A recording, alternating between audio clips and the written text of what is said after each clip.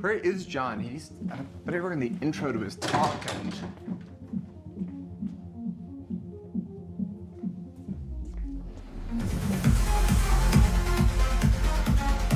John, what are you doing? Patrick, you're so tradfi. I'm obviously vibe coding. I want to write code that feels good to me, not just CI. Okay, we gotta go to sessions. A lot of people waiting out there. Patrick, chill. You said you wanted more hands-on keyboard help with sessions. People are looking real nice out there at Moscone. It's a pretty good vibe. All right, John, I know you love your vibe coding, but with Andre's tweet, he wasn't talking about the particulars of your sensory experience here. He was talking about the tool chain. We're done. Accept all and deploy. Wait, what are you waiting around for? We gotta go to sessions. We can't be lollygagging around here.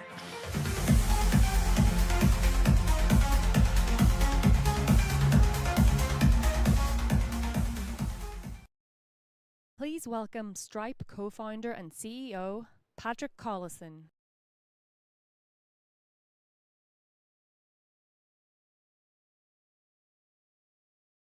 Good afternoon, and welcome to Stripe Sessions.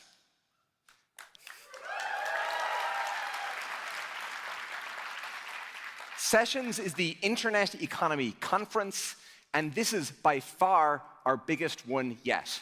32% bigger than last year. We have around 8,000 of you joining us this week, and that's not even counting the agents that I know some of you smuggled in. It's really awesome to have you join us here this week. It's fantastic to have so many people back this year, and it's wonderful to have so many new faces joining us for the first time. Now, when we say the internet economy, we mean every business that's taking advantage of the internet to do something fundamentally new. And our goal with Sessions is to become a kind of convening spot for everyone who's working out how to adapt to the extraordinary new capabilities and possibilities that abound.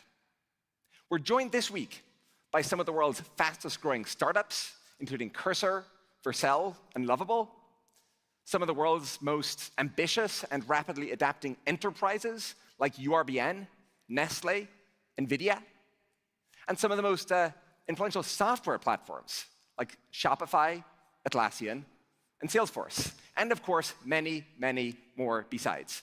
We've a ton of good stuff lined up for you on the stage, but I hope you also get to spend a lot of time interacting directly with each other. I think this is one of the most valuable parts, and maybe the most valuable part of Sessions. And to this point, I want to start out by taking a moment to express my gratitude and admiration. Gratitude to you, our customers and partners, because your trust and your feedback is what makes our work possible. We could not build Stripe without your advice and your guidance. And admiration because it's not nice ideas cooked up in the science lab that change the world. It's good ideas that are painstakingly and steadily deployed and distributed and scaled. And this process of entrepreneurship, it's the greatest force for welfare improvement in human history, and you all are making it happen. We're just so proud to work with you, and it's why we do what we do. So we have a ton to pack in to this session this evening, and so I'm going to try to move quickly for the rest of it at 1.5x podcast speed. So first, I want to look across the Stripe ecosystem. So last year, in 2024, you all had an extraordinary year. Revenues of businesses built on Stripe grew 7 times faster than those of the S&P 500 in aggregate. And so Stripe is empirically the home to the world's fastest growing companies.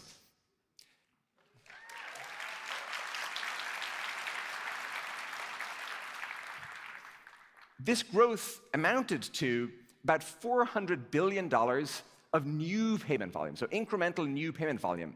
And so you can kind of think of this as the GDP of Stripe growing by about $400 billion last year.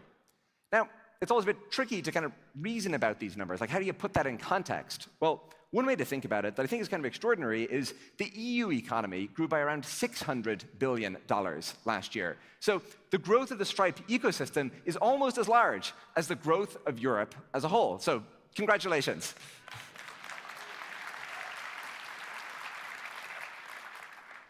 And in total, businesses built on Stripe processed just over $1.4 trillion in 2024. And this figure works out to around 1.3% of global GDP. It's a lot, but it's also small. And GDP isn't capped. So in that 1.3%, I think the point is that there's a ton of headroom for growth. Now, here in the US, there are over 2 million businesses actively building on Stripe, and this works out to around 6% of all US businesses. And in those 2 million, it includes 50% of the Fortune 100, 80% of the Forbes Cloud 100, and 78% of the Forbes AI 50, but that 78% should actually kind of be 100% because it's all of the Forbes AI 50 that are accepting payments for something. Not all of them have shipped yet, so we're really glad to work with them. For all of these businesses, and for every one of you here in this room, we want Stripe to be both the fastest improving infrastructure that you build on, but also the most reliable platform that you work with. And a cool stat, or at least one that I think is cool from last year, is that we deployed 1,145 pull requests on average every day across Stripe. These are like fully shipped into production. And this average includes every weekends and everything. It's not just business days. And so our teams are shipping improvements constantly. A lot of companies, they do monthly or quarterly, weekly, whatever deploys. We're shipping improvements to Stripe almost literally every single minute. And while doing this, we maintained 99.99986% availability across our critical APIs.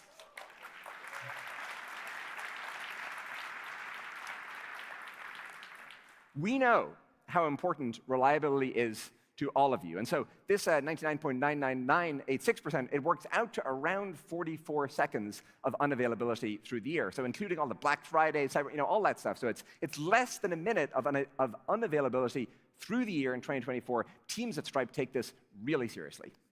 So that's a very quick snapshot, and you can read more about the Stripe ecosystem and what's going on in our annual letter. And we left a copy on all of your chairs, so feel free to take that with you.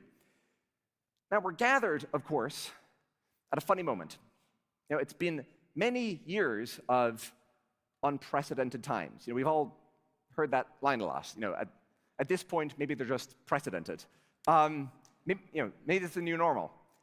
But this juncture right now is clearly somewhat unusual. We've two countervailing forces. Like, on the one hand, we're at a time of significant dislocation and uncertainty in global trade, maybe a fulcrum moment for the global economy. But we're also gathering at a moment of profound technological change, because there's not one but two gale force tailwinds, well off the Beaufort scale, that are dramatically reshaping the landscape around us.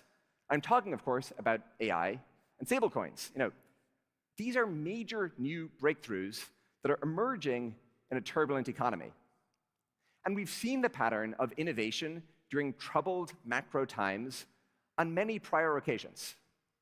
And I think there's an important lesson in this. When new technologies collide with a turbulent economy, the technology tends to win. The technology tends to win. And so let's talk about those technologies for a moment. On AI, I first advise you, I'm biased, but I first advise you to pre-order your copy of The Scaling Era, published by Stripe Press. And I think it's the best single work that's yet been assembled on this revolution. And because the field is so fast-moving, it's not out in hardcover yet, but you can pre-order you can obtain your copy, you can download your copy immediately today on Kindle via Amazon. And besides all of the technology miracles that are ensuing, I'll say the most striking thing that we observe from a commercial point of view is how rapidly businesses across Stripe that are employing AI in some novel way, how rapidly they're able to monetize their breakthroughs. Like, it's really remarkable.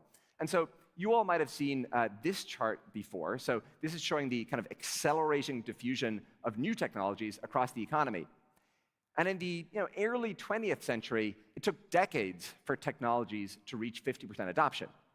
In the late 20th century, we got there in maybe 10 or 20 years thereabouts.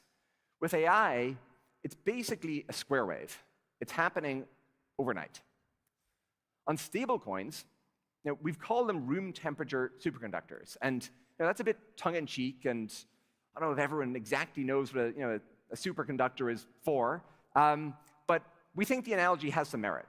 Just like actual superconductors, stablecoins massively reduce the friction and energy loss that are associated with storage and movement. And with a lot of crypto, the use cases can feel very sort of crypto native. And that doesn't mean that they're bad, but it can be unclear how they connect to the real economy and to the rest of the world. But with stablecoins, it's about real-world utility in regular businesses. And so we have some really cool announcements lined up on this front tomorrow. And so this is all to say that despite the challenges, we see a powerful case for optimism. And that brings us to this event. So money, in its everyday form, exists across thousands of distinct systems that don't always talk to each other very well, which in turn means that any part of a business that touches money can be surprisingly recalcitrant and resistant to change. You've all experienced and dealt with this. And this recalcitrance is particularly costly when the world is undergoing a period of dramatic transformation. And so we are building programmable financial services in order to fix this. We want to make money as easily manipulable and manageable as any other form of data, so that it's easy to launch new markets, to test and deploy completely new revenue models, and most importantly, to ensure that you can actually implement the customer experience that you can now sense is newly possible, maybe as of just last week. And we think that there's going to be a lot of global economic reworking and rewiring in the coming years, and we want to build a platform that helps you guys do it. And so that's what this week is about. So we're changing the format a bit this year. Tomorrow morning, we're going to unveil over 60 major enhancements to Stripe that we've been busy with for the past couple of months, and in a couple of cases for the last couple of years. The major problem we had with the keynote tomorrow is trying to figure out what to cut. Folks at Stripe have been working extremely hard to deliver the improvements that we're going to unveil, and I'm very proud of what we've put together. So I really hope you like it.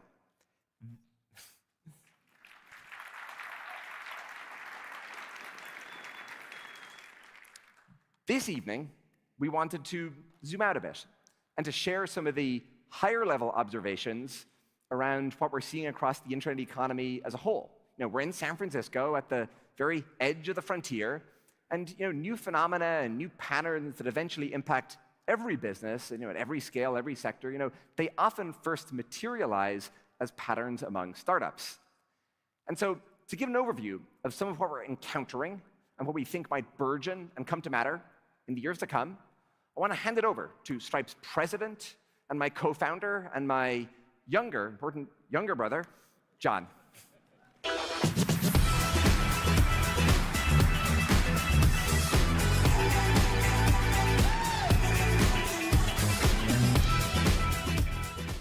Thank you, Patrick. So, our focus now is on the future of commerce. Tomorrow morning, we're going to talk about the product and the roadmap, but I'd like to talk about what we see happening at the frontier. And we'll start by taking a tour through the rapidly evolving landscape of the internet economy. It's going to be kind of like a safari, but with fewer lions and more line charts.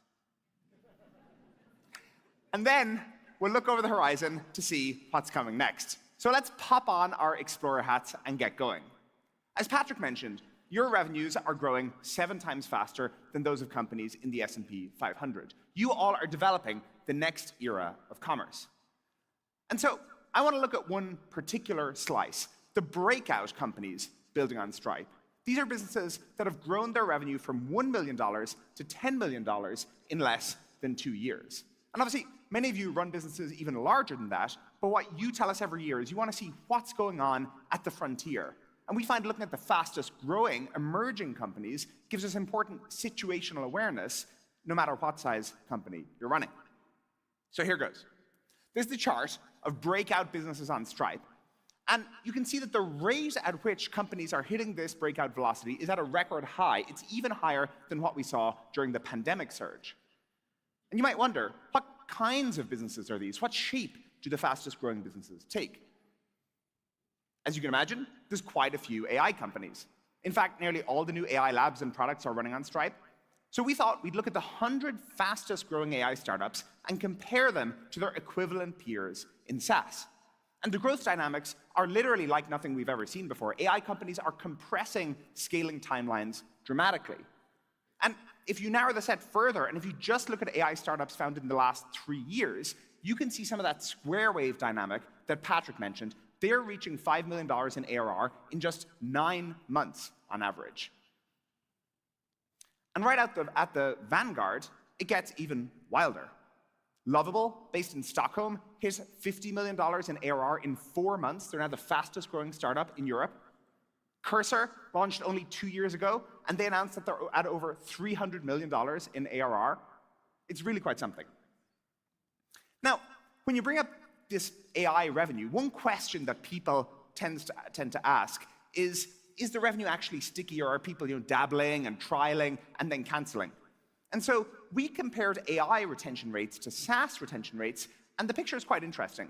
So individual AI companies see a lower retention rate than their SaaS counterparts, but customers are typically turning to other AI tools. At the industry level, the lines flip. AI overall has higher retention than SaaS. So from where we stand, we're seeing an industry that's rapidly developing. It's got a ton of dynamism. People are eagerly switching between AI tools, but nobody's going back to thinking by themselves. Clearly, AI is generating a huge number of breakout companies that are seeing faster monetization than we've ever seen before. Another category, which actually contributes the largest number of breakout businesses in our data set, is SaaS platforms. Fully 60% of small businesses in America use one SaaS platform or another to start and manage their business. Think Toast for restaurants, Jobber for plumbers, MindBody for gyms. From 2005 to 2015, the number of new small business applications across the US each year, it hovered here at around 2.6 million. And as you can see, then in 2016, some kind of inflection happened, and we've seen more and more businesses getting going. And this happened at the same time that we saw the number of SaaS platforms start to inflect. You see there at a similar stage.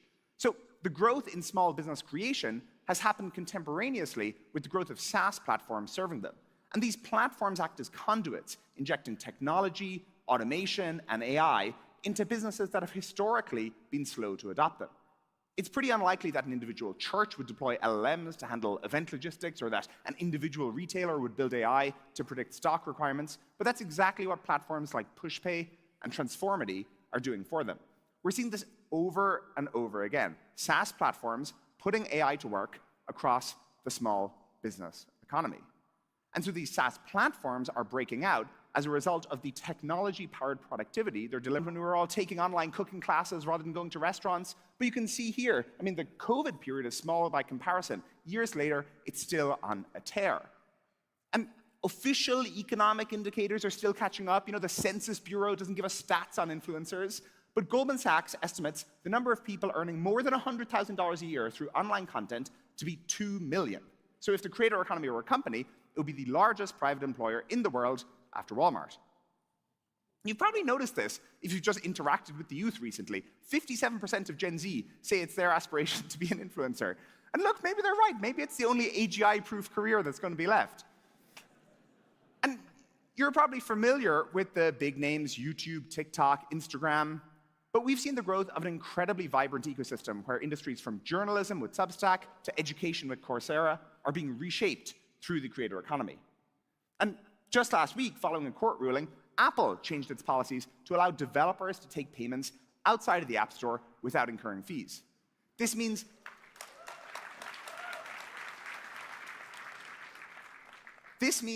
developers have much more design and commercial flexibility to create payment flows for app experiences.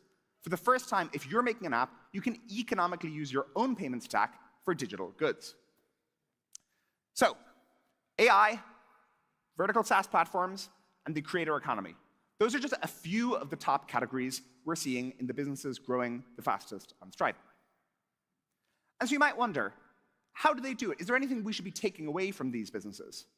Well, there's a few traits that we see again and again in the fastest growing companies on Stripe. First off, many of them are going global faster and earlier than their predecessors. So my favorite example of this is that last year, at the age of 3 years old, Midjourney, the AI image generation service, they sold to customers in over 200 countries and territories. At only 3 years old, like at this point, the only way they could grow that number is if they could convince the penguins on Heard McDonald Islands that they need image-generating AI. Secondly, today's vast internet markets enable and reward specialization. And this makes sense. The markets today are so much bigger than they were even a decade ago. We see this in the AI space, with companies like Harvey and Nabla emerging to serve the legal and healthcare industries with specialized AI tools. And SaaS platforms serve nearly every lane of the economy. There's Traxero for tow trucks, Dance Place for dance instructors, Jet Insights for small aviation companies. Thirdly, there's new pricing dynamics at play. Selling software used to be about building it once and then selling it, usually by the seat, over and over again at high margins. But now, as products get more AI-centric, inference costs actually become meaningful, and companies are needing fewer seats. So companies are switching to usage-based billing to align pricing with their costs. And businesses are experimenting with new models like outcome-based pricing. Take Intercom as an example. They are moving from their support product being per seat, which is how most SaaS is built, to per resolved case. In a world where AI increases productivity, you don't want a pricing model that depends on hiring ever more people. New pricing models like this are a better way to grow revenues aligned with your customers and set up for the future. And then speaking of people getting more productive, these breakout companies for sure have impressive leverage for employee. So I mentioned Cursor. They hit $300 million in ARR. They actually just announced a $9 billion valuation. But I didn't mention that they did it with 60 employees. That's $5 million of revenue per employee, which is way higher than any of the big tech companies that tend to be seen as the gold standard on that metric. SaaS platforms, they similarly deliver incredible leverage by amortizing the technology development across a huge number of businesses. Gloss Genius, as an example, they support 90,000 salons and spas with just 300 employees. So, global reach, specialization, new pricing dynamics, and high leverage per employee. That's what we're seeing among the breakout companies. And it's important to note that these characteristics, you probably associate them with startups, but they're not the sole purview of startups. Larger and more established businesses can and do adopt this mindset as well. And that's what we're seeing happen at Stripe. Take Fender, for example. So they're almost 100 years old, but they've expanded beyond selling guitars to build a rapidly growing platform connecting guitar teachers and students. And this isn't just a fun side project for them, a cool demo. They have 250,000 paying customers who've taken more than 55 million lessons. So that's a spin through the fastest growing parts of the internet economy today, where breakout businesses are at an all-time high. And if we look a little further ahead, predictions are hard, especially about the future, but I would expect us to be describing a way higher rate of breakout company creation when we talk to you at Stripe sessions in 5 years' time. And that's because of the two big tailwinds that you just heard about from Patrick: stablecoins and AI. And you already know that these are a big deal. But I want to spend the next few minutes describing how they're going to create so much growth for the internet economy. So let's start with stablecoins. Overall, stablecoin supply, the total dollars in the system, is up 39% since sessions last year. And the two leading stablecoin issuers together make for the 17th largest holder of US Treasuries, and obviously they're well on their way to becoming one of the top holders. So how do stablecoins fit in to the future of commerce? Well, if you look at the core flows in payments, there's payment acceptance, there's treasury and storage, there's FX, and then there's payouts. And payment acceptance has been reasonably well addressed on a global basis. Take that Midjourney example that we just talked about. They sold into 200 countries, largely on the back of accepting cards and other payment methods on Stripe. But then, as soon as you want to do something more complex, say you want to manage balances for customers globally, or you want to pay out money to users in dozens of countries, suddenly things get really hard. And as a result, vanishingly few companies operate any kind of financial applications across borders. And those that do, like Uber and Airbnb, they have hundreds of people on their payments teams working away to build and maintain this functionality. So what stablecoins are actually enabling is borderless financial services. Last year, we announced an acquisition. We acquired Bridge. Bridge is building the infrastructure to let businesses do and build what they need with stablecoins. And we're already seeing the demand for borderless financial services go through the roof. And I can actually place it for you. So I'm going to embarrass myself now.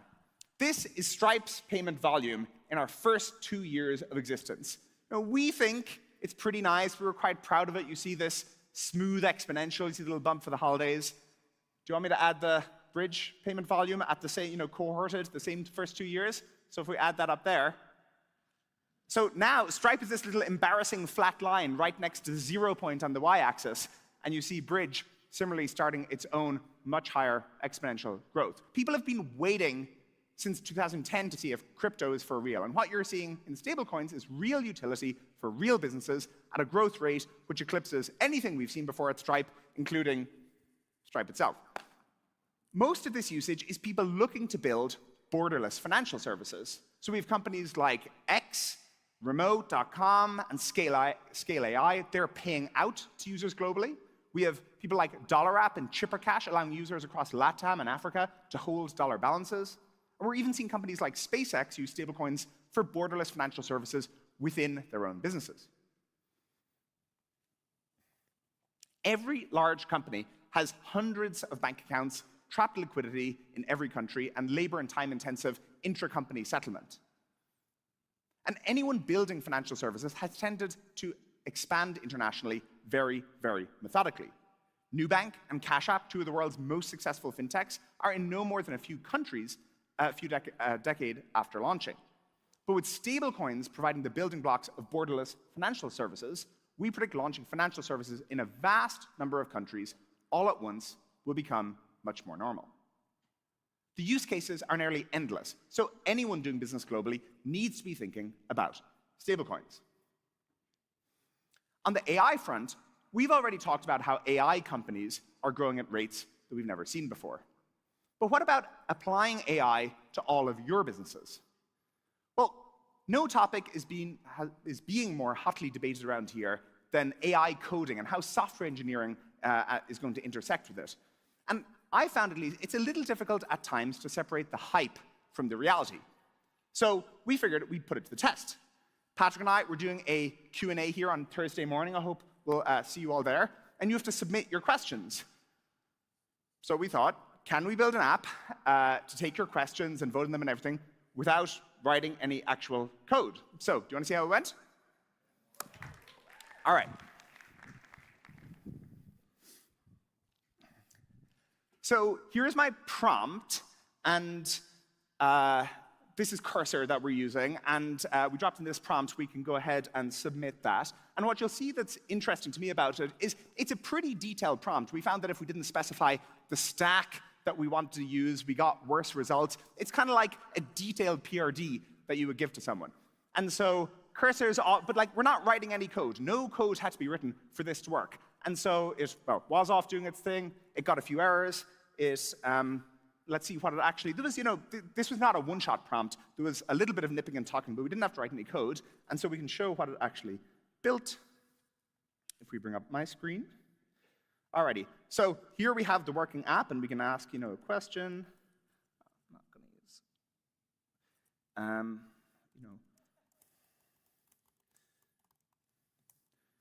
Okay, and we have a working app here. But, to get a sense for what it's like to build this stuff, maybe we want to modify it somehow. Maybe we decide that you all need some encouragement to ask questions, and we want to gamify it a little bit. And so I can go back into Cursor and say, add a confetti animation whenever.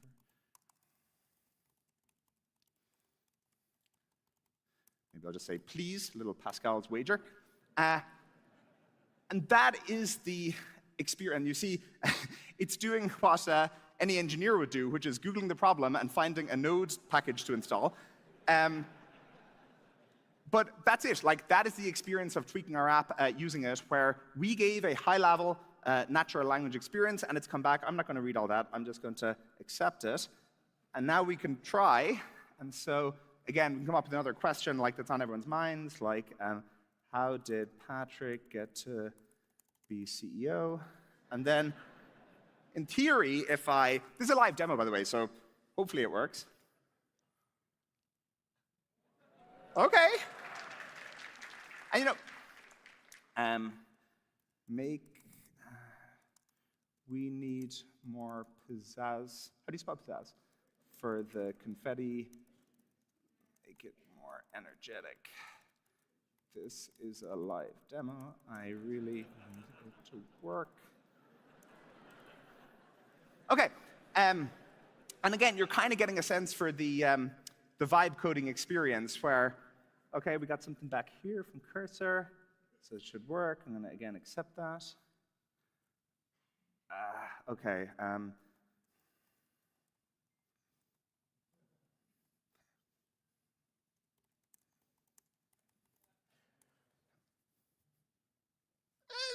Again. Oh. And I will deploy it, obviously. You always want to deploy, kind of like the 5 p.m. Friday deploy. Okay, so that'll be in your Sessions app shortly.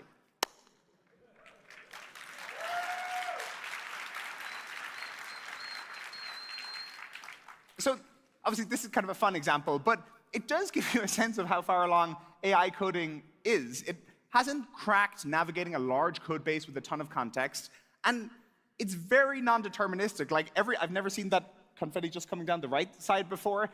So you're probably not vibe coding your lunar lander just yet, but it is already reducing the time and cost of building production software. An example of this on the Stripe side of things is adding new payment methods. So this usually takes us weeks, but we gave an LLM a few examples of existing payment method integrations on Stripe, pointed to the API docs, and in under 30 minutes, it had a new one where we barely had to touch the output. And so for the right kinds of tasks, modular, well-documented, easily testable, people are already shipping lots of AI code. And these capabilities are already enough to lead to profound industry shifts. And of course, it would be a mistake to plan around these capabilities, because the capabilities are only going to get better from here. And AI coding is one example of the general trend in AI, where it can be hard to tell exactly where on the progress curve we are, because it's such a moving target. Right now, AI coding isn't replacing all software engineers, but at the same time, we have these amazing capabilities that we couldn't even have shown this time last year.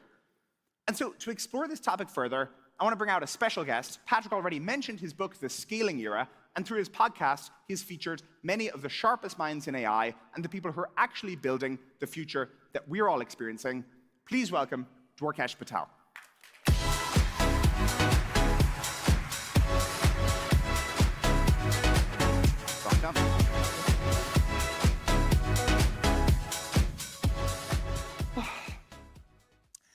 Thank you for coming.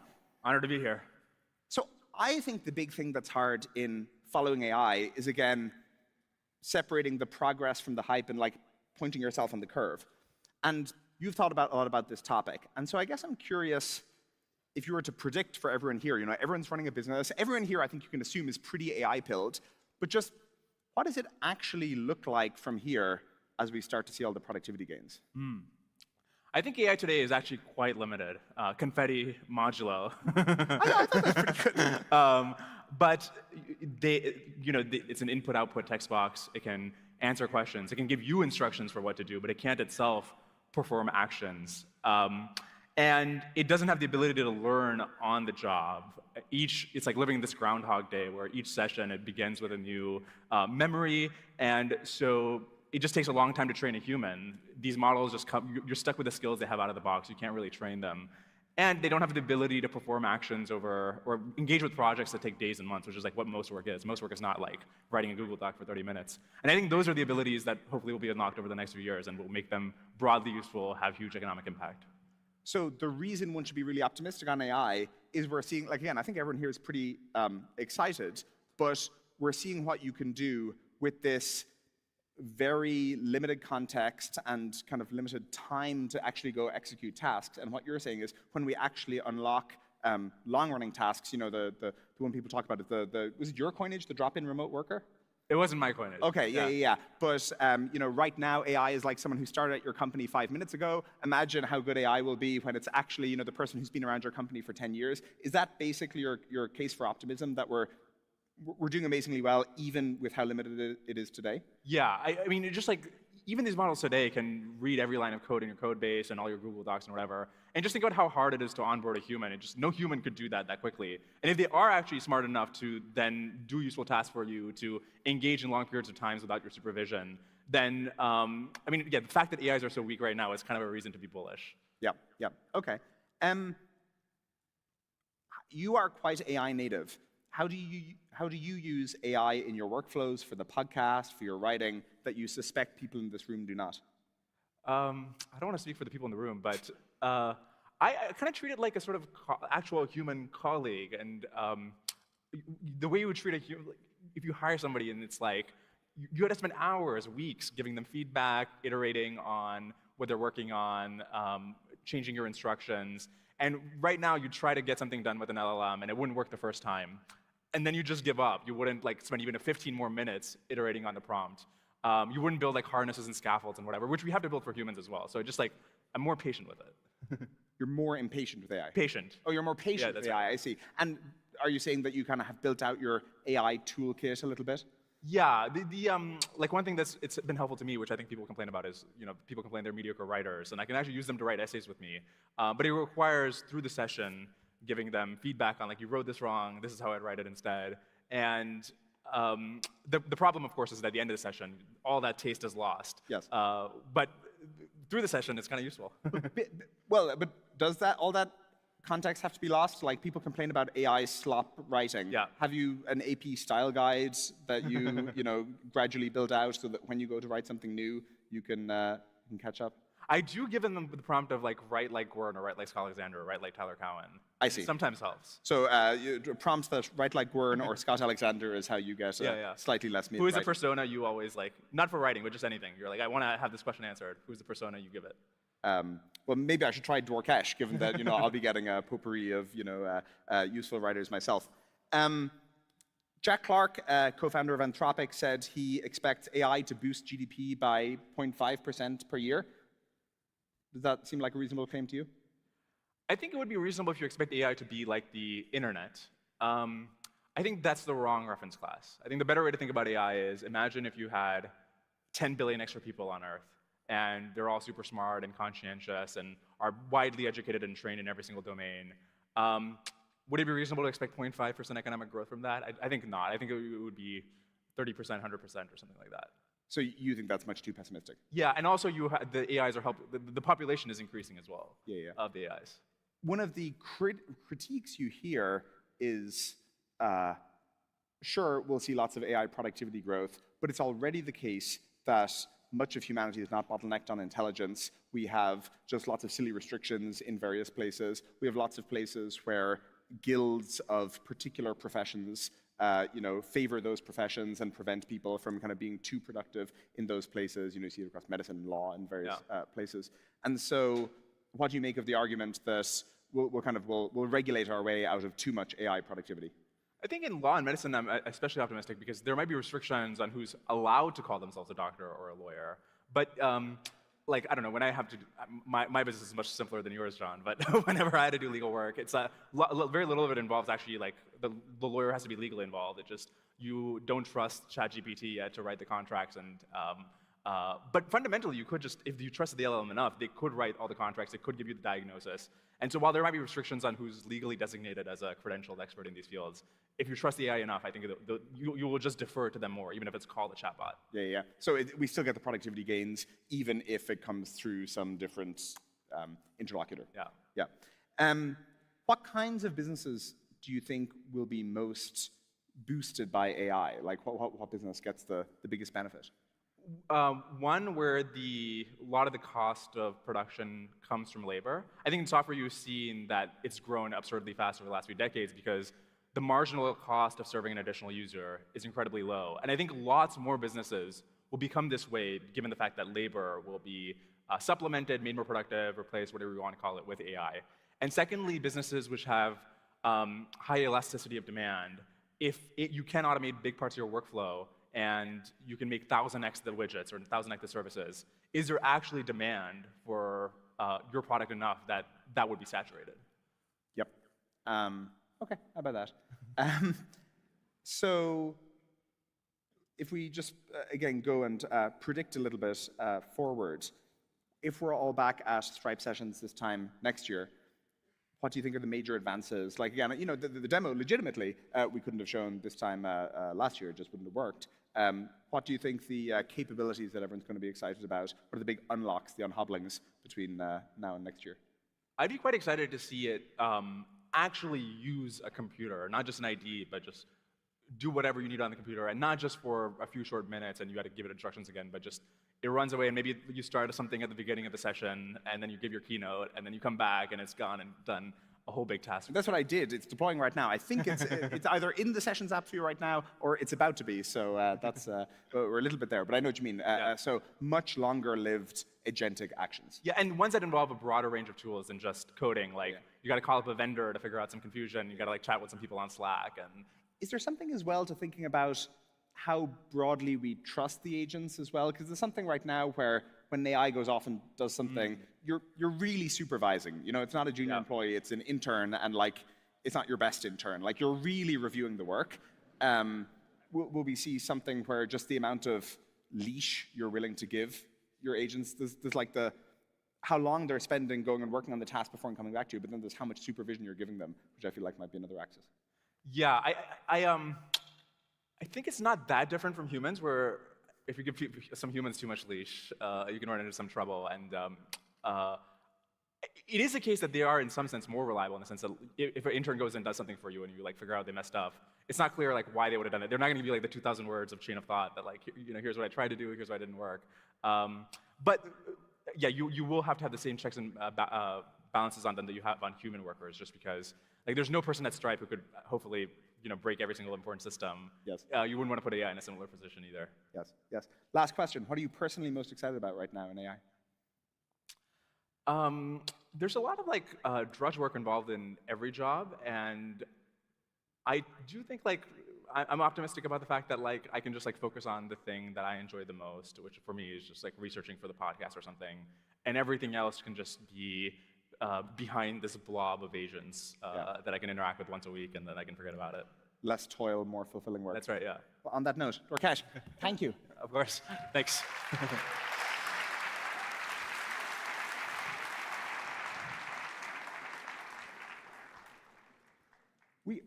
Forgot my glasses. Nice try.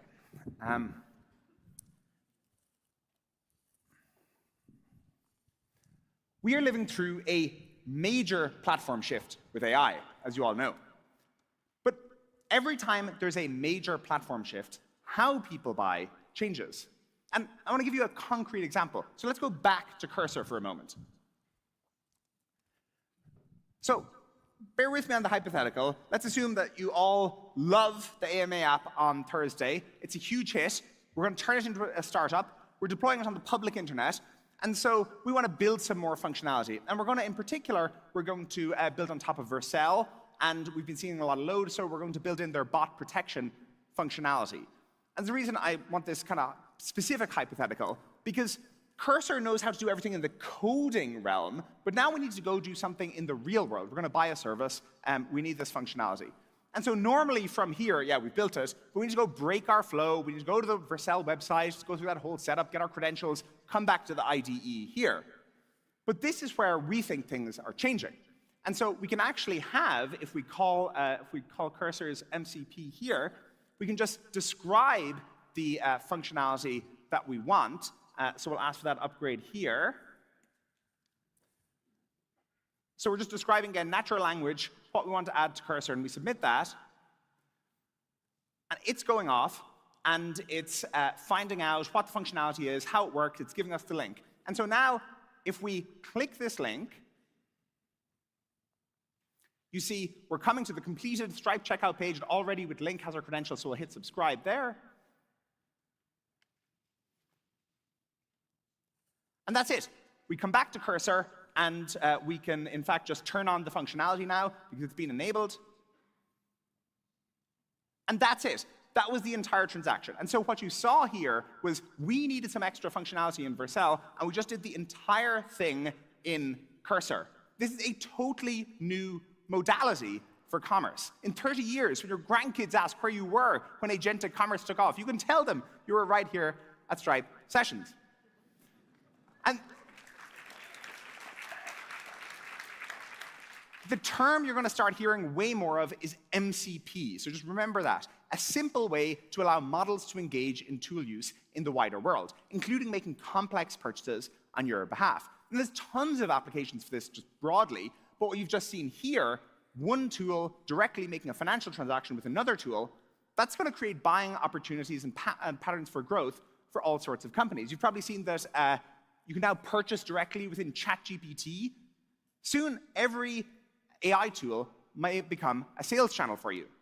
Previous internet commerce experiences, they were all built around the web and the web browser. But as we spend a rapidly growing share of our time in AI tools, it's likely that commerce gets rewired to natively work with this new modality. So you can see why it's a busy time in the internet economy. It's certainly the busiest that we have felt in quite a few years at Stripe. It's a really fast-changing environment. And that's why you're all here at this moment to discuss the future of commerce over the next few days. And like Patrick mentioned, what better place to do it than San Francisco? From the gold rush to Waymos, for almost 2 centuries now, people have been coming to San Francisco in search of the future. And not every vision for the future pans out. There's a Clippy for every Copilot. There's a Juicero for every Tesla. But innovation depends on people being willing to take big swings on bold ideas. In fact, I have to call out another great Stripe press book here. This one is called Boom, and it argues that bubbles, they have very positive long-term effects. The hype and frenzy is actually a pro-social force in gathering people and capital around technologies that then create quite long-lived benefits. And for us, the energy fizzing around AI and stablecoins right now is pretty clearly going to drive rapid progress in both of those. Each individually will bring enormous change to the internet economy, and both together look set to transform commerce. Our intent is to pull that future forward for all of you building on Stripe, and you'll hear a lot more about this over the coming days. And speaking of which, it's live lives adjacent, like growing grass over the pavement. Take what we want, take what we need. This little home, this dog we feed, this land of ours, it's all we need. Give me warmth and shelter, heart as welter.